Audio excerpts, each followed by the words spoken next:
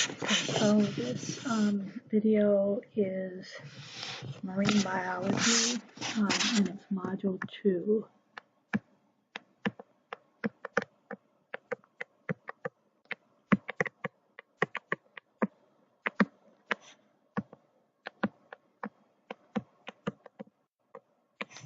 And a lot of the material in module 2 will probably be a review for anyone who has had biology, but that's okay. It never hurts to review things so that I know I forget things, and for some of you it's probably been 2 years or more since you've had biology, so it's okay to go ahead and do a review. So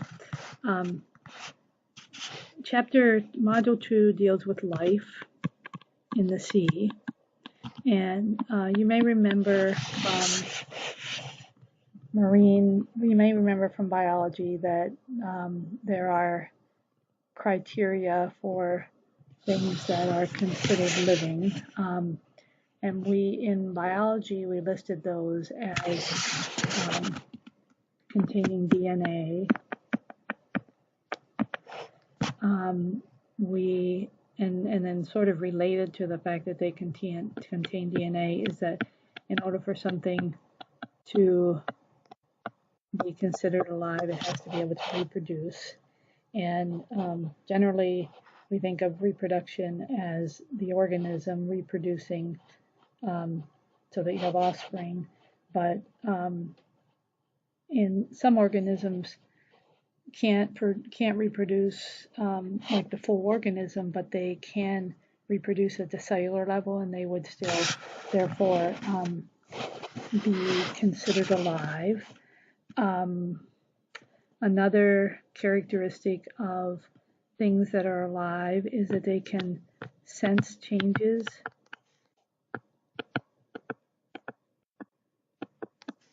in the environment or their surroundings and respond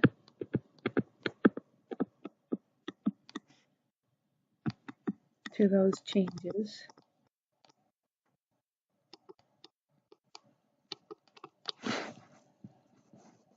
So respond to those changes. And you may remember that we said that a lot of this is done with receptors. So cells and organisms have receptors like thermoreceptors that respond to heat or cold, proprioceptors that respond to that tell an organism where its body parts are in space. It gives an orientation of the organism in its surroundings. There are nociceptors that respond to pain, etc. So being able to sense changes in the environment and respond to those changes is a characteristic of living things. And then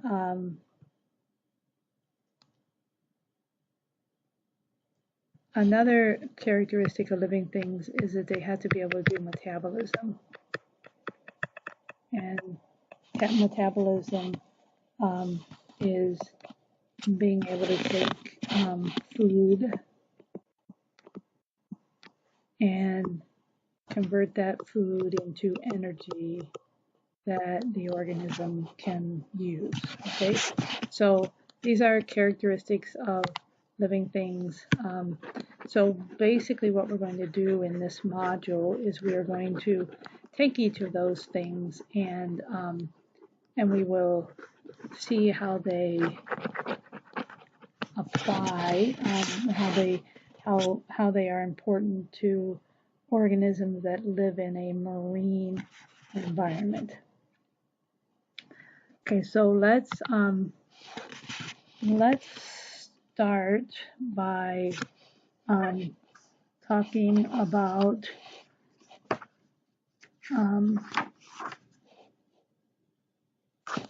metabolism. And metabolism is the process of taking things from the environment and using that to sustain itself. So for most living organisms, when we talk about metabolism, we are dealing with food, water, and oxygen. And so all of these have to be put into forms that the body is able to use. Well, oxygen and water those are more obvious why they are important to them. But let's break down food. And so when an organism takes in food, however that food is taken into, it has to be converted into forms that can be used.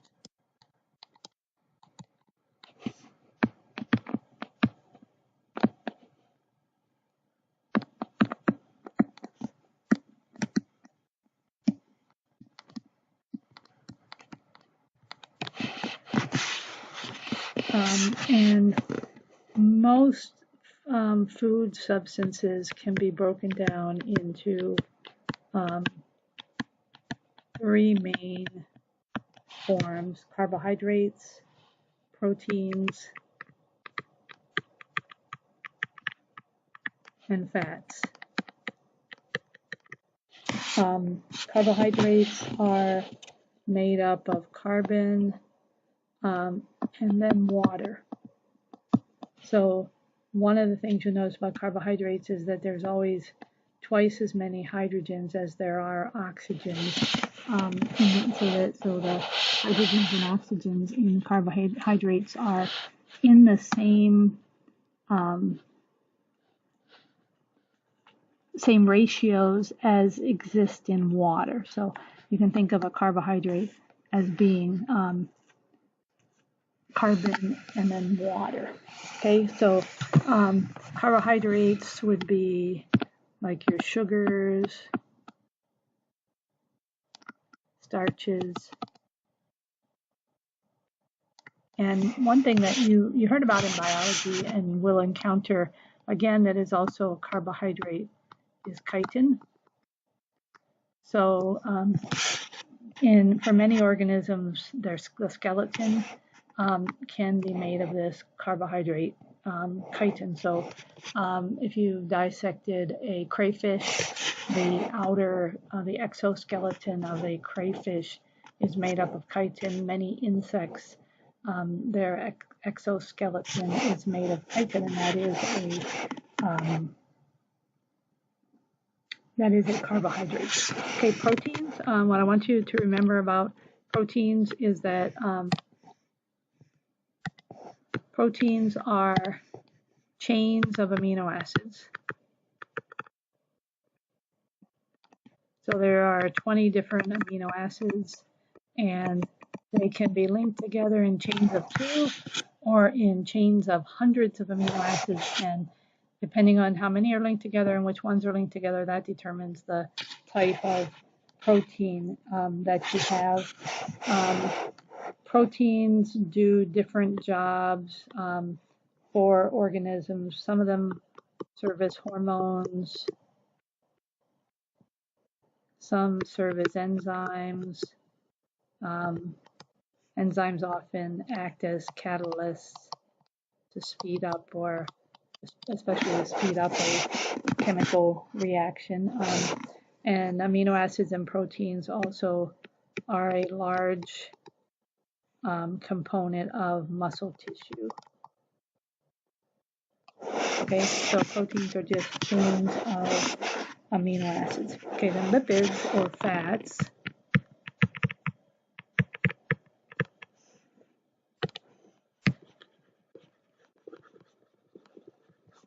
Erase this to give ourselves a little more room to write about lipids and fats. The main job of lipids and fats is to store energy. So it's the storage form of energy. So when organisms have a fat layer, and that fat is used as a way to store energy, and then when the organism needs that energy, it can be broken down and utilized as it is needed. The other thing to think about with regard to fats is that they are not soluble in water.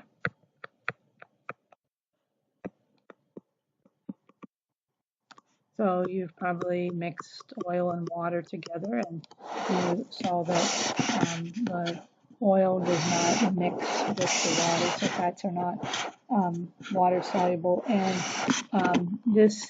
because of this, fats are sometimes used by organisms to keep water out.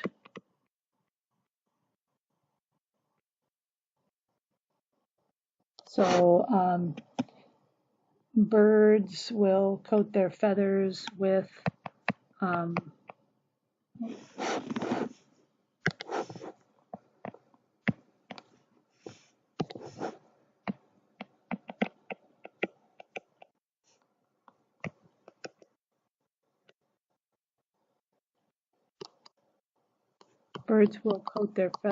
with oil as a way to keep water out of the body. And other mammals also sometimes have an oil coating that they can put on their fur or hair as a means of keeping water out, as a means of waterproofing the organism. Okay, so carbohydrates, proteins, and fats or lipids are one of the main things, but another one that you should have heard about in biology is nucleic acid. And here, the primary one you would have heard of is DNA, which is deoxyribonucleic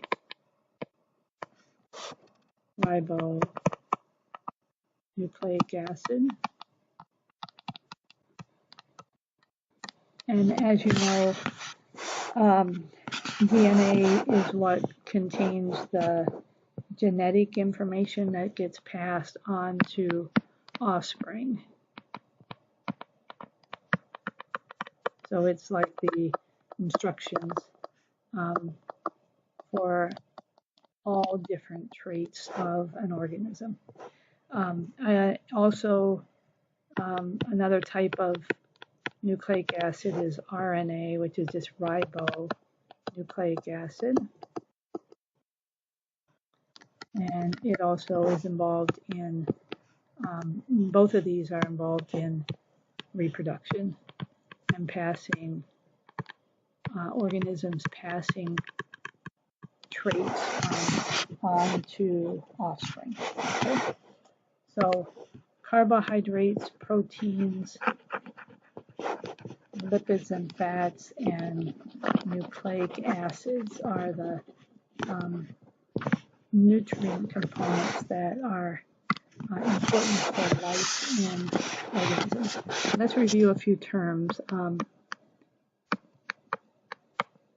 Again, this should be a review from biology. So if something is a producer, it takes energy from the sun,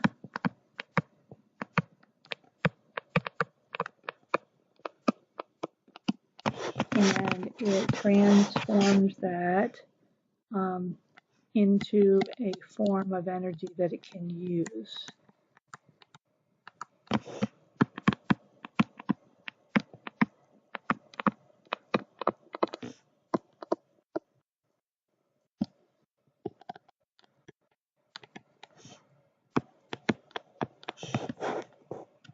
And the term that we use for that is photosynthesis. And in photosynthesis, plants and algae. Algae are not plants, they are a member of a different kingdom called Kingdom Protista. In photosynthesis, plants and algae take the energy of the sun and they make simple sugars. And then the plants use those sugars that they make for food for themselves. Most plants will make more food than they need, more food than they need themselves. So then what they don't need is then used by other organisms. So plants use the energy of the sun to make sugars or carbohydrates, which they use as a food source for themselves, but they make more than they need, so that when we can also consume, we and other organisms can also consume plants and also get energy from those. Another term that is basically the same as a producer is an autotroph. So auto means self, and so these are organisms that make their own food.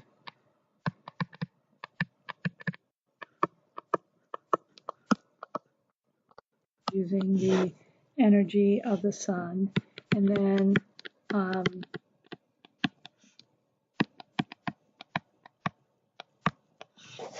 the other term then is heterotroph, or consumers. And these are organisms that cannot make their own food, so they rely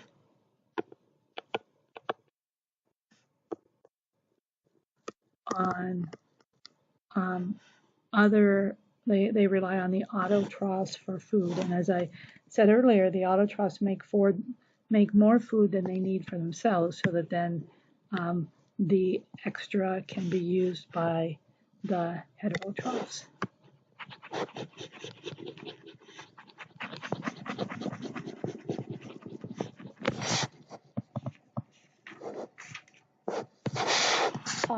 So then we use a term called respiration. And, usually when we think of respiration, we think of like breathing, but that's not really that. We think of like breathing in and out, moving air in and out of our lungs. But really the proper use of the term respiration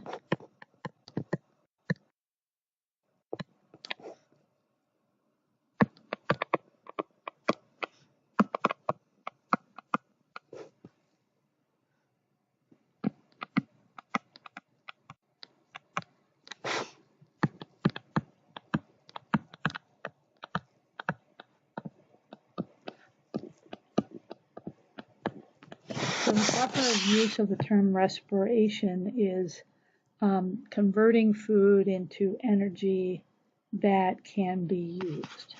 So here what you're doing is you're breaking down sugars, usually, and it usually uses oxygen, not always, but it usually uses oxygen, and you end up with carbon dioxide and water and energy. Okay, so if we look at respiration in organisms, basically we have photosynthesis.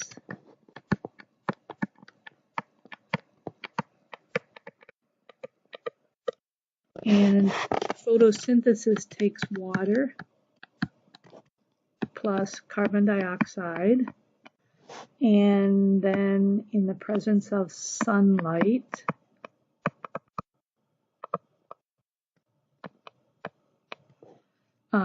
you end up with a simple sugar, a carbohydrate,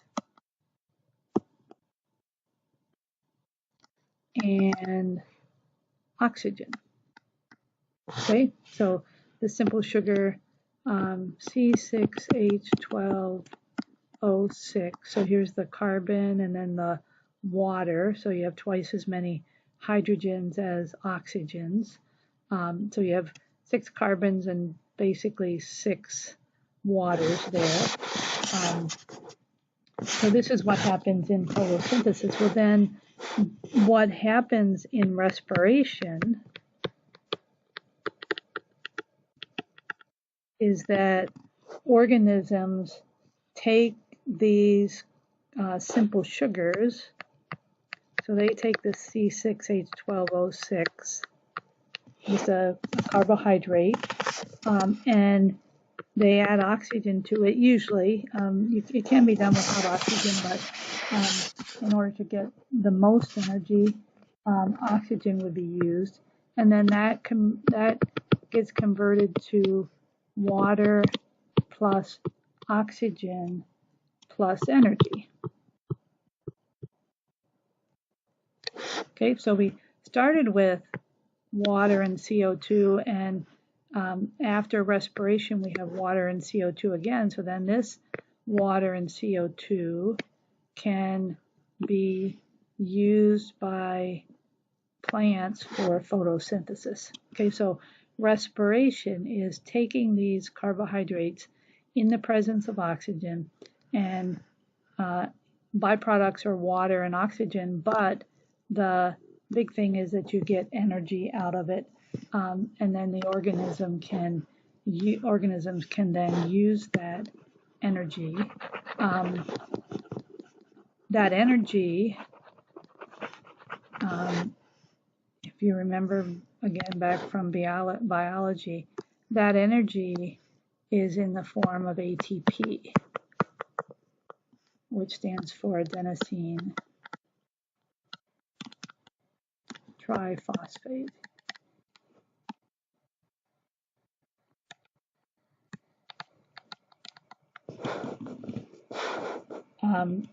So this is the storage form of this energy, and then when the organism needs to use that energy, so this is storage form,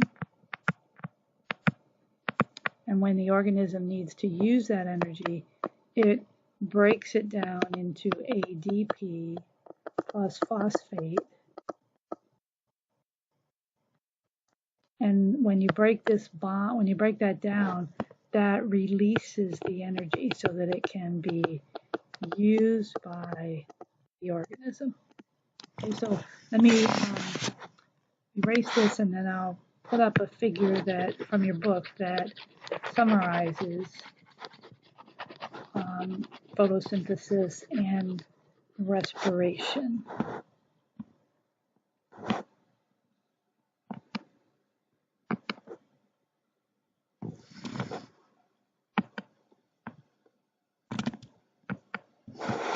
Okay, so this figure will summarize photosynthesis and respiration. So here we have plants that take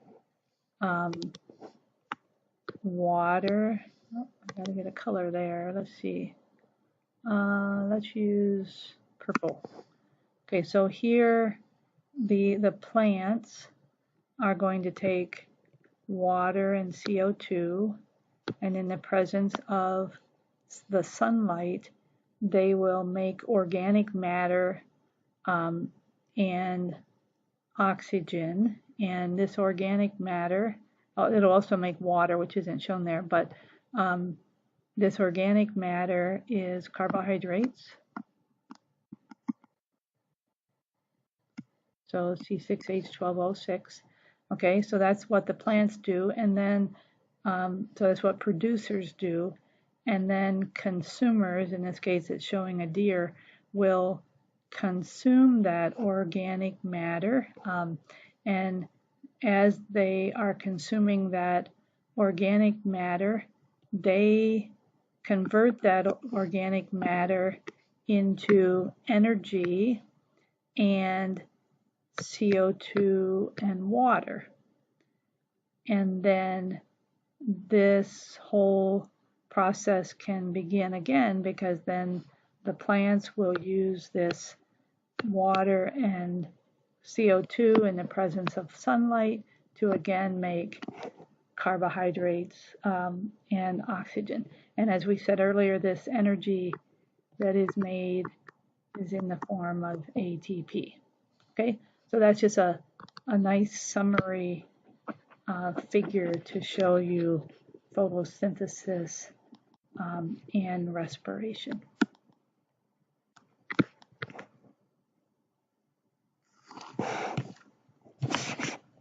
Okay.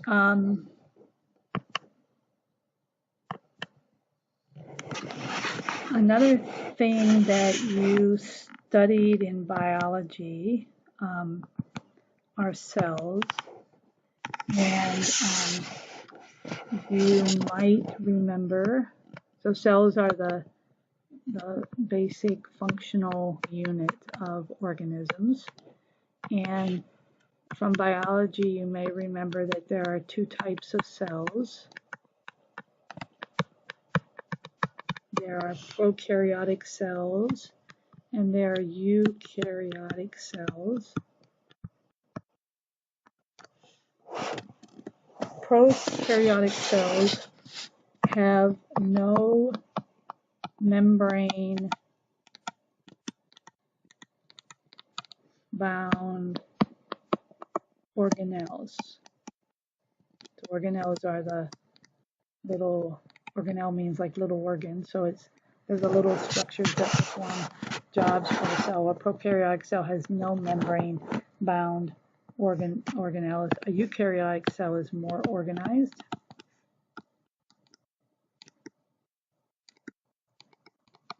And they have membrane bound organelles.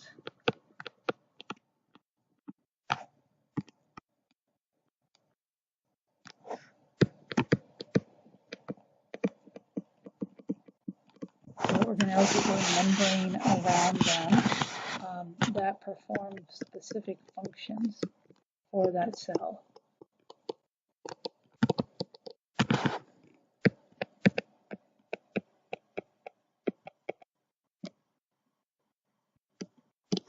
Okay, so I sometimes like to explain the difference between these, between somebody who has a messy bedroom, where all of the things that are in the bedroom, all the things that are kept in the bedroom are just kind of thrown around wherever. There's no organization to it. Everything's just thrown around on the floor or on the bed or wherever. Whereas a eukaryotic cell would be the bedroom where it's very organized and there is a specific drawer or closet where each item that is in that bedroom is placed. So socks are placed in one drawer, pants are placed in another drawer, dresses and shirts are hung in the closet by color, and maybe even by the day of the week that you wear them or whatever, but there's a very organized system in a eukaryotic cell compared to a prokaryotic cell.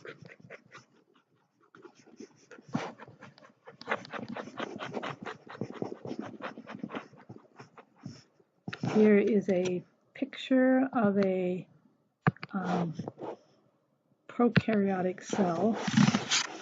And so a typical prokaryotic cell the cell itself has membranes around it, and in fact usually has two membranes.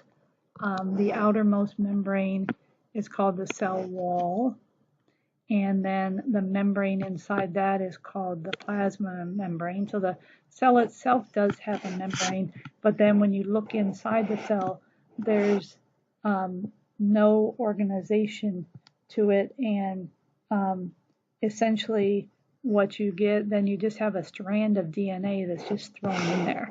And even the DNA strand is not placed in anything except, inside the cell at large. It's not placed in an organelle that has a membrane around it.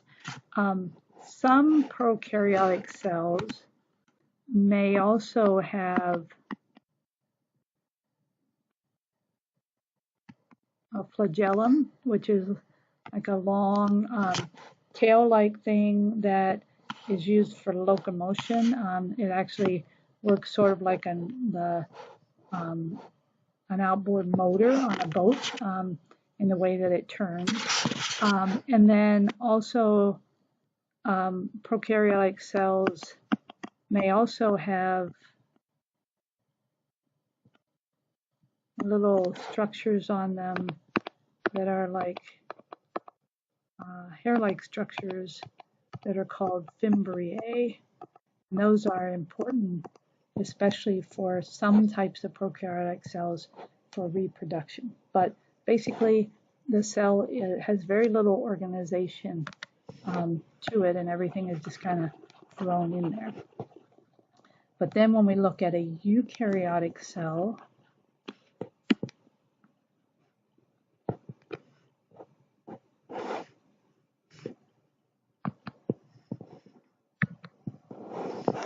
this is a eukaryotic cell where there is a lot more organization to it, and this figure is illustrating the two different main types of cells, a plant cell and an animal cell.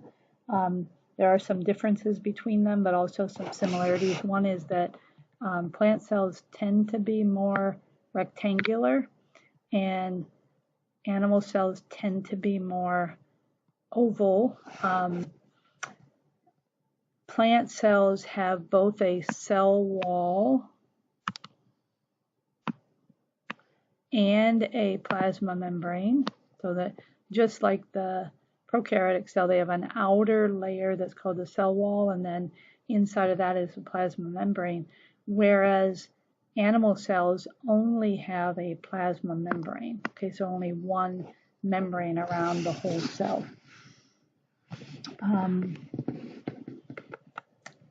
Other organisms that you will notice in both the plant and animal cells are that they have a nucleus.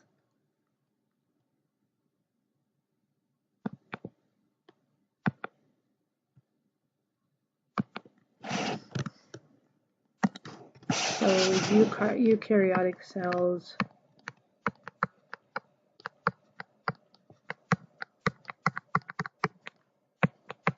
they have a nucleus, and the nucleus contains the DNA.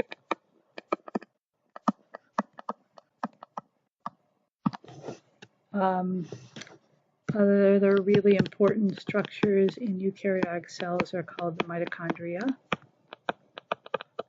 And I'm sure you have heard the mitochondria referred to as the powerhouse of the cell,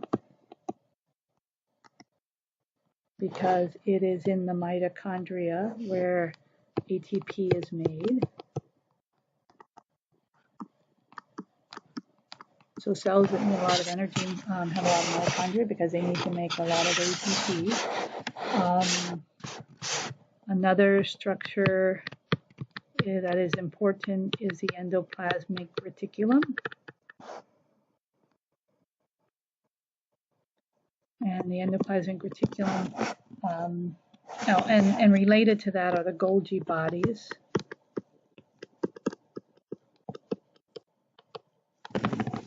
Endoplasmic reticulum looks like kind of like a folded structure, and together these two serve as like a transportation system for the cell, so that different substances that are needed by the cell get moved to where they are needed. As I said, earlier,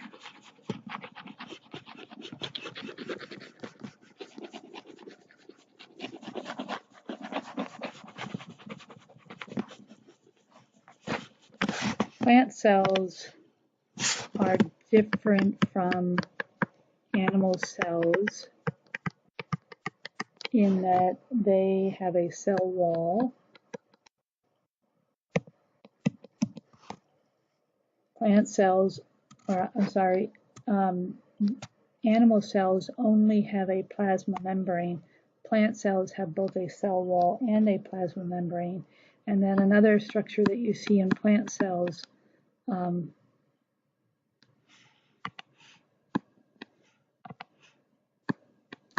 the chloroplasts. And these chloroplasts contain chlorophyll.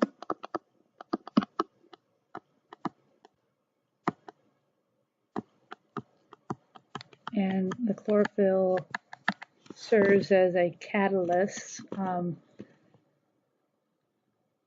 It contains a pigment.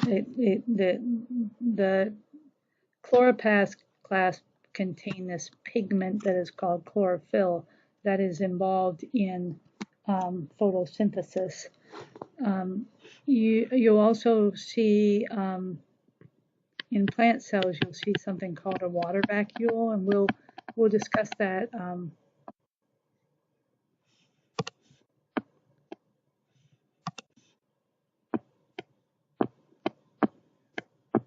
we'll discuss the water vacuole in a little more detail in a minute. So plant cells can contain water vacuole, and I'll show you that on a picture in a minute. And all eukaryotic, some eukaryotic cells, so plant and animal cells, some of them, can also have the flagella that we talked about earlier. And they might also have cilia, which are hair-like structures that are involved in movement. So, for example, our lungs are lined with cilia. Our lungs, not our bronchial tubes that lead into the lungs, are lined with cilia, so that if any foreign particles get down into those bronchial tubes, the cilia help to move them out so that they don't make them into the lungs. So not all plant and animal cells have flagella or cilia, but some do. So you need to be aware of that.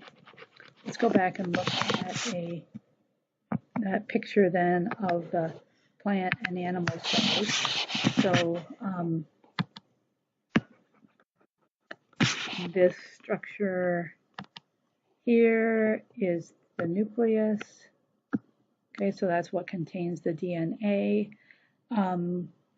These folded type structures here are the endoplasmic reticulum and the Golgi bodies. Sometimes we say that the Golgi bodies look sort of like a stack of pancakes. But both the Golgi bodies and the endoplasmic reticulum are involved in transporting things around the cell. And then we have mitochondria here. So those are used to make, that's where energy is made. And some cells have a lot of mitochondria and some don't have very many because if they don't need to make a lot of energy, they don't have as many mitochondria. And then lastly, in the plant cell, I mentioned this central vacuole or water vacuole, and we'll talk about we'll talk a little bit later about what that does. Okay, so those are the main structures that you will find in a eukaryotic cell.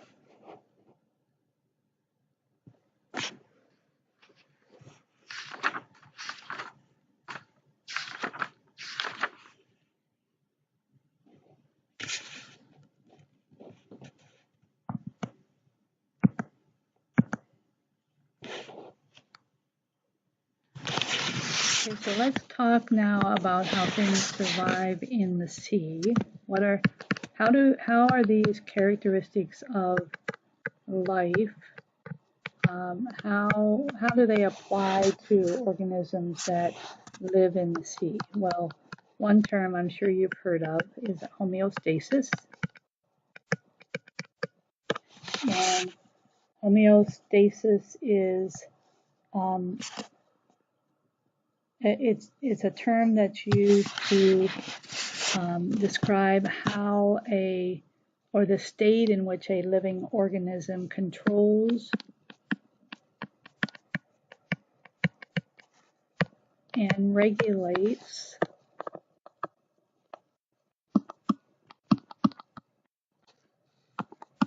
the organism's internal environment.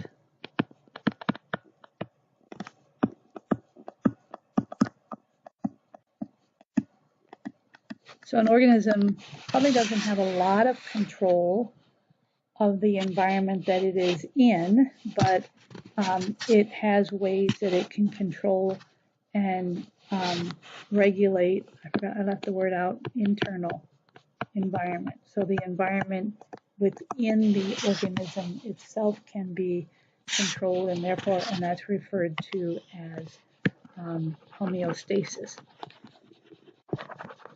So a couple terms, again, you would have been exposed to these in biology. One term is diffusion.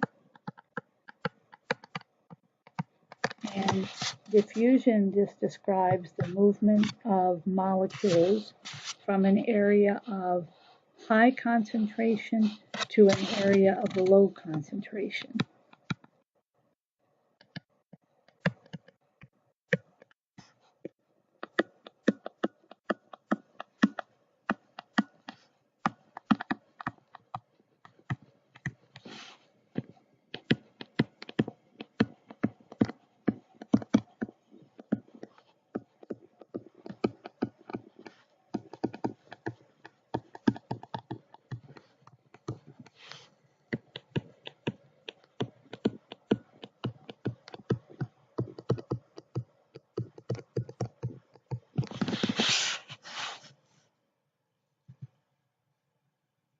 So with regard to marine life, there are usually higher concentrations of dissolved molecules inside the organism than in the surrounding environment.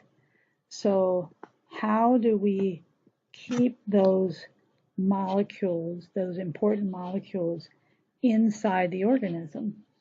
Or in other words, how do we prevent them from moving out of the organism into the surrounding water by diffusion? If they are in a higher concentration inside, how do we keep them from just moving out of the organism and into the environment if the organism needs that? Well, the answer to that is the plasma membrane.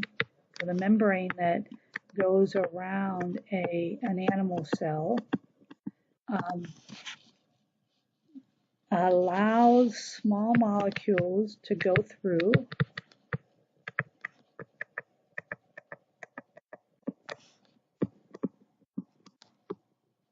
So there are pores in the plasma membrane. Maybe you remember from biology that the plasma membrane is a bilayer. It's two layers, and there are small holes or pores that allow small things to go through.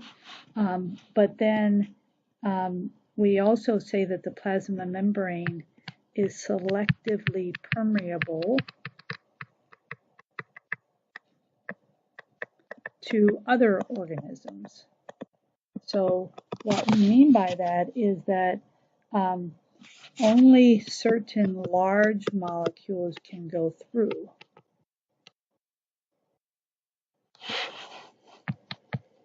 So it selects which large molecules it allows to go through the plasma membrane.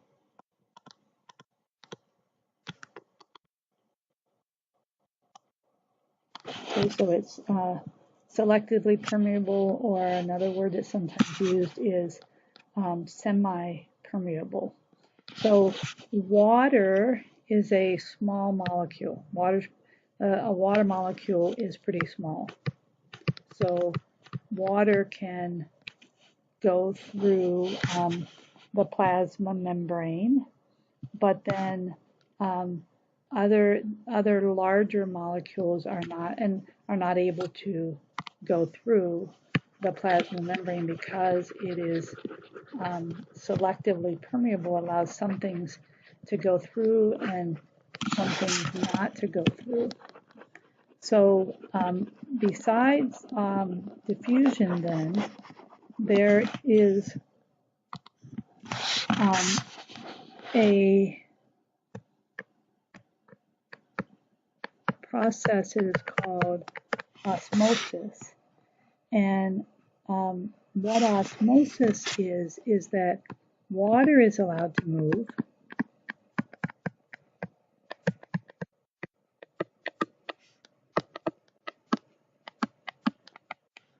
but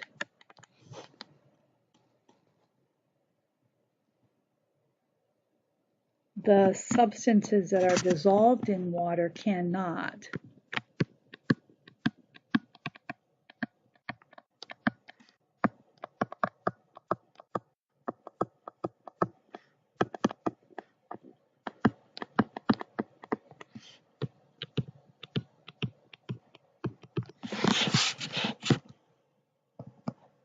Let me see if I can find the figure. It's actually from biology, I think. Let's see. Should be maybe module 5. Nope.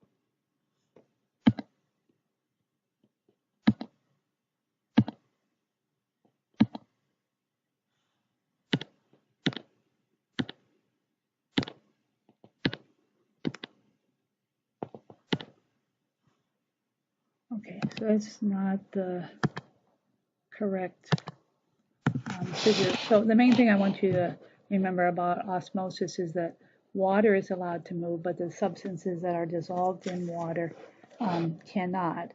So one example where osmosis would be important, in biology you studied an amoeba. So in an amoeba,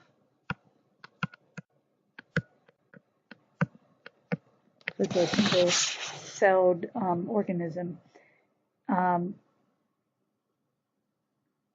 If there is a high concentration of dissolved substances in the amoeba than in the water that the amoeba is in, then water will move into the amoeba to even out the concentration between the amoeba and the environment. But if the amoeba is in an environment where there's a high concentration of dissolved substances in the environment, so in the water that it's in, then the water will move out of the amoeba into the environment to even out the concentration. Okay, so because of osmosis and the fact that water can move but the dissolved substances cannot, that helps the amoeba to maintain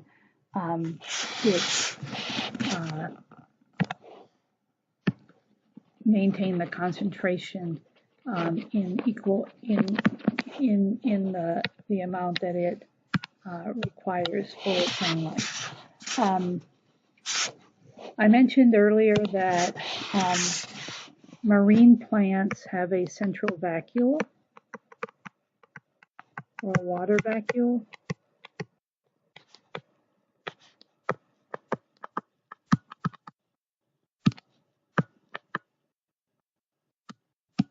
And what a water vacuole does is that it fills with water. So here, if this is a plant cell, remember it's kind of more rectangular.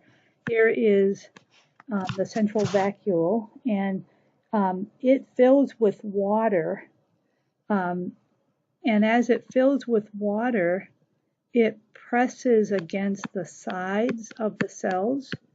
And when you get this pressure build up here, that will resist the flow of water into the cell. So it won't allow water to get into the cell. So the central vacuole, if the cell already has a lot of water, that central vacuole is going to fill up, create pressure, and then that prevents more water from moving into the cell. So there are terms that are used for those processes. One is called an osmoconformer.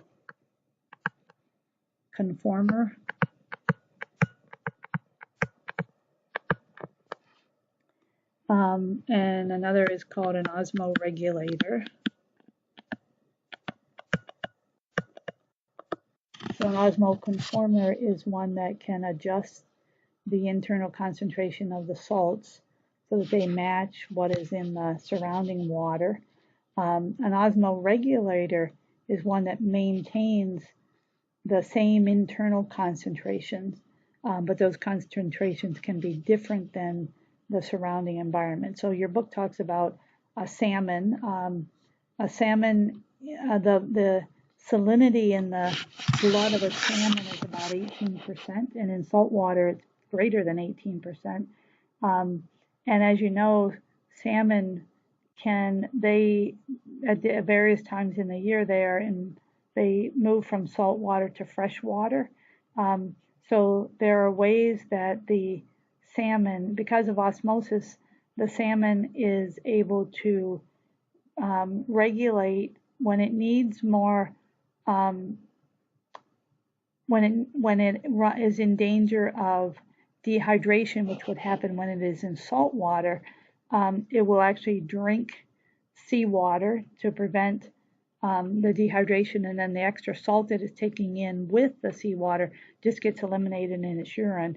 And when it's in fresh water, they just drink very little because water will be flowing into them from the freshwater environment, so they don't need to take in as much water, so they just drink very little. Okay, so one of the things that organisms have to be able to do is they have to be able to control the regulation of dissolved substances into and out of them. Okay, another thing they have to be able to regulate is their temperature. And metabolism happens slower at lower temperatures, and it's faster at higher temperatures. So organisms have to be able to maintain a certain temperature in order for them to survive. Most marine organisms are cold-blooded.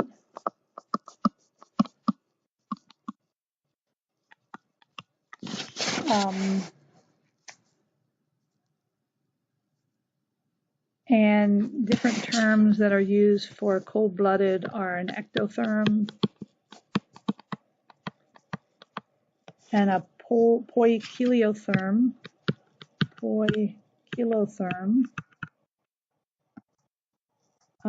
These are slightly different from each other because in a poikilotherm, their body temperature actually changes with the surrounding environment. But their body temperature can still be different than the surrounding environment. So their body temperature changes as the environment changes, but they are able to still maintain. So they might be warmer than the surrounding environment, where an ectotherm the body temperature is completely controlled by the by the environment. So for an ectotherm, whatever the external environment is, that will be what their internal temperature is. Whereas a poikiliotherm, their body temperature is influenced by the environment, but their temperature can be different than the environment. So many organisms can only survive within a pretty narrow temperature range. So some organisms in water they'll move up and down, or they'll move side to side. They might do that every day, or they might do it seasonally, so that they are able to stay within the environment where their body temperature, they can survive within that environment. Another term are the homeotherms. And homeotherms are warm-blooded animals. So marine mammals are homeotherms. And for homeotherms, their body temperature remains pretty constant.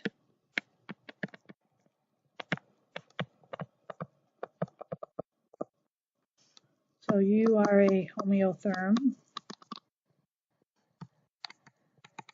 as are marine mammals like dolphins and whales.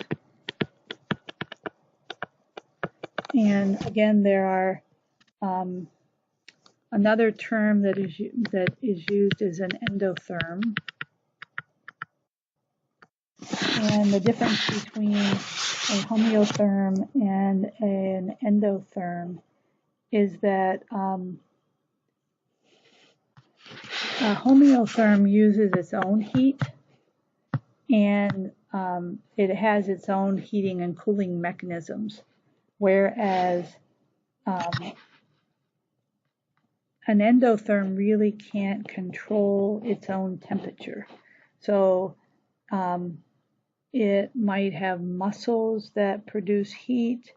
It can increase respiration to reduce heat, but there's not really an internal control mechanism.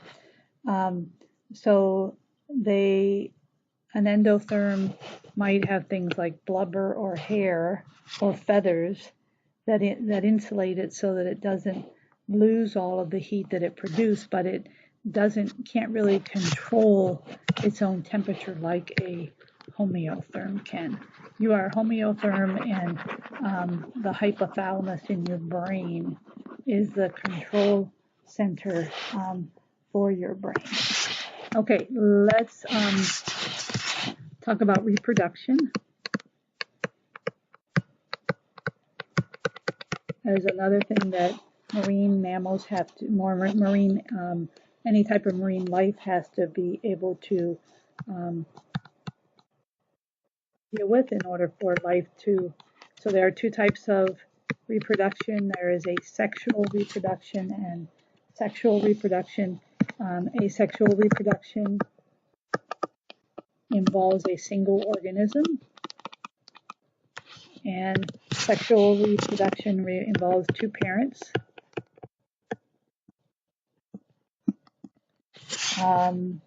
We don't have time to go into the details of these. You learned that in biology, but here you would have an egg and a sperm.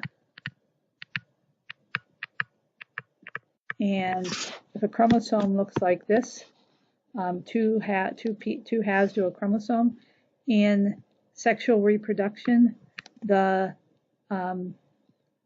egg would have one would contribute a part, both the egg and the sperm each would contribute half of the genetic information, so that when they join together in fertilization, then you get a cell that has the proper amount of genetic information. So these cells are called haploid,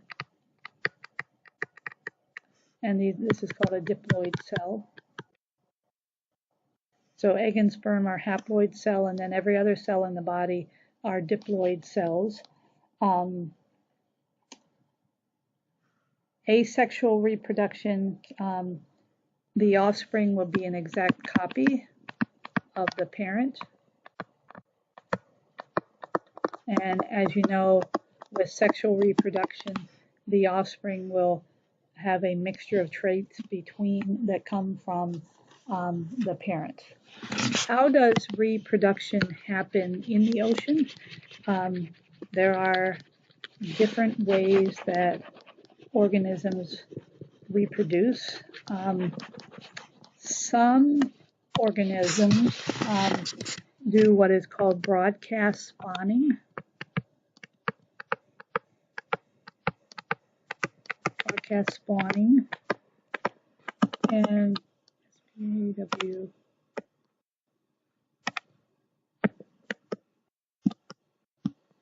And in broadcast spawning, you get lots of eggs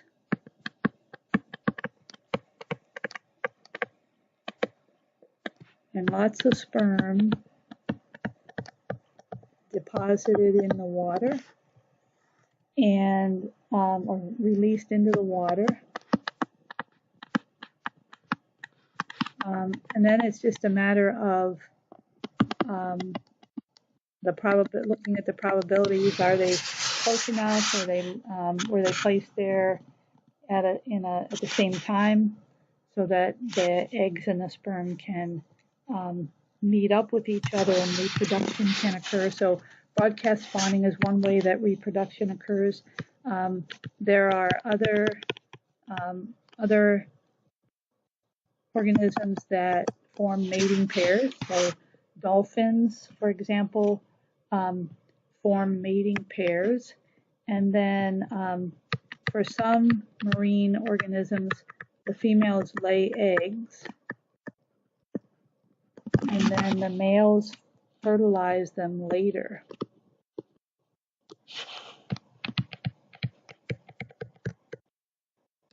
So there are some types of sea turtles where the females lay the eggs, and then those are fertilized by the females or by the males at some later date. Okay, one more thing and we'll be done with Module 2.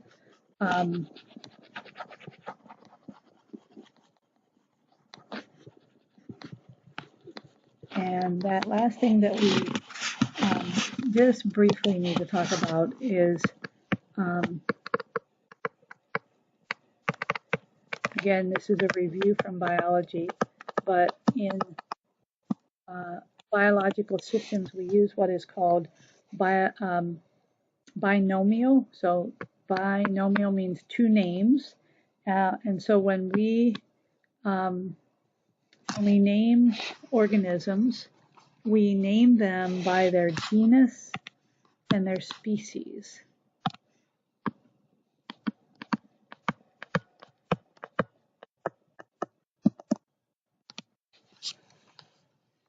And so the lowest level of organization, so this is usually written with a capital letter, and the species is written with a lowercase letter.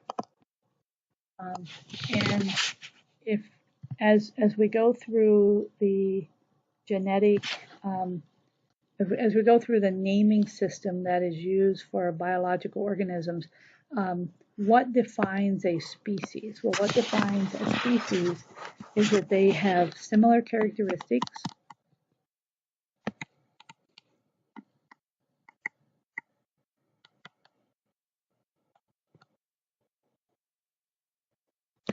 and they are able to reproduce with each other.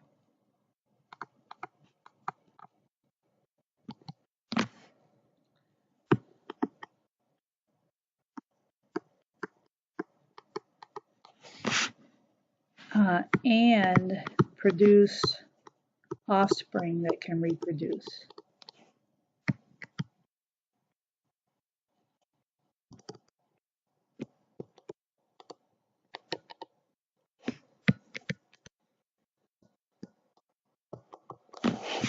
So in order for something to be considered the same species, they have to have similar characteristics and they have to be able to reproduce with each other.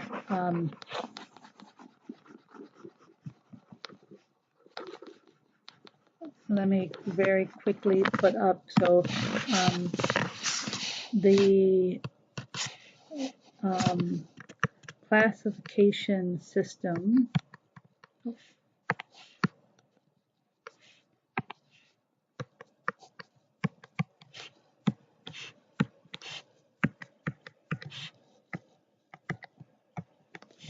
so the first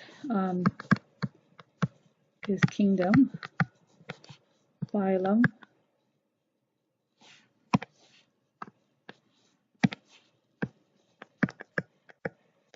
class, order, family, genus, and species. So if you remember this, kings play chess on fine glass sets. So there are 5 kingdoms.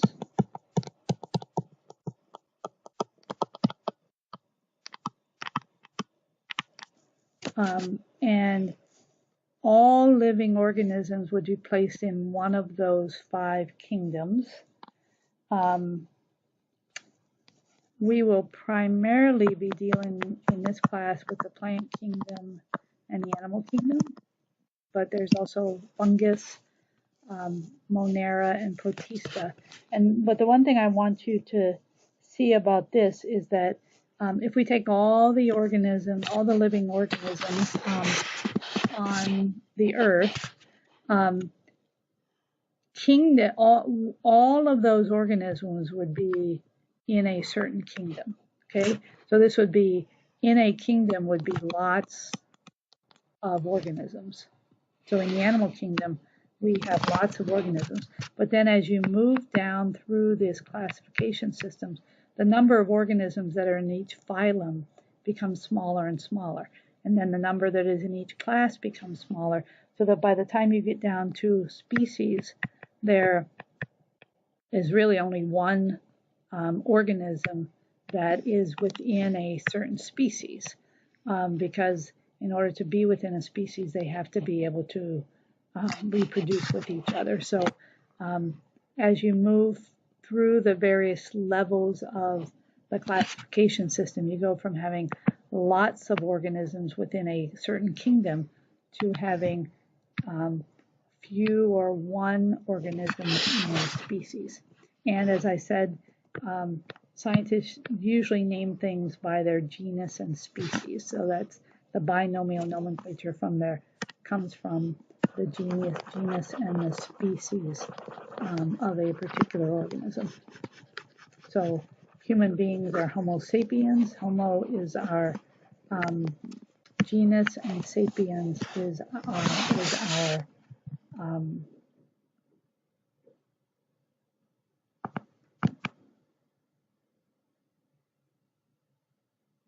species, Homo sapiens.